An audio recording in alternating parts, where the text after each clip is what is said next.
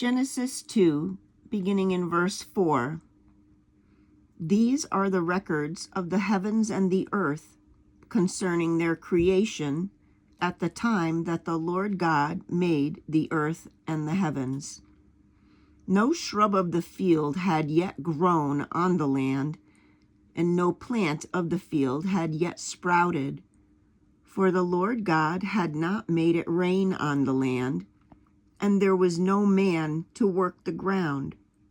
But water would come out of the ground and water the entire surface of the land.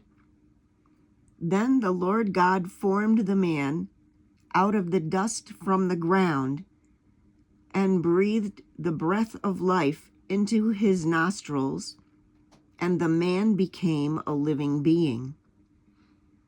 The Lord God planted a garden in Eden in the east, and there he placed the man he had formed. The Lord God caused to grow out of the ground every tree pleasing in appearance and good for food, including the tree of life in the midst of the garden, as well as the tree of the knowledge of good and evil. A river went out from Eden to water the garden. From there it divided and became the source of 4 rivers. The name of the first is Pishon, which encircles the entire land of the Havilah, where there is gold. Gold from that land is pure. Bdellium and onyx are also there. The name of the second river is Gihon, which encircles the entire land of Cush. The name of the third river is the Tigris, which flows to the east of Assyria, and the fourth river is the Euphrates. The Lord God took the man and placed him in the Garden of Eden to work it and watch over it.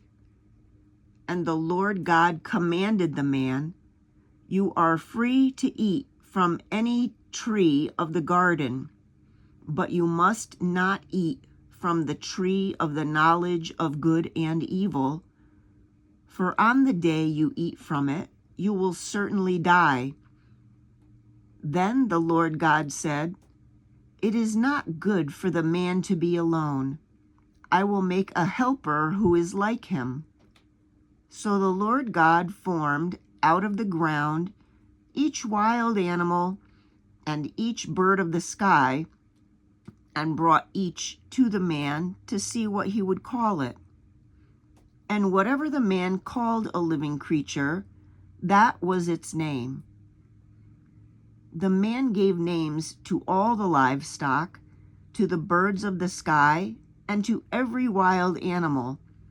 But for the man, no helper was found who was like him.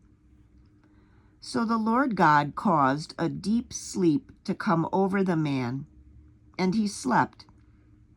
God took one of his ribs and closed the flesh at that place.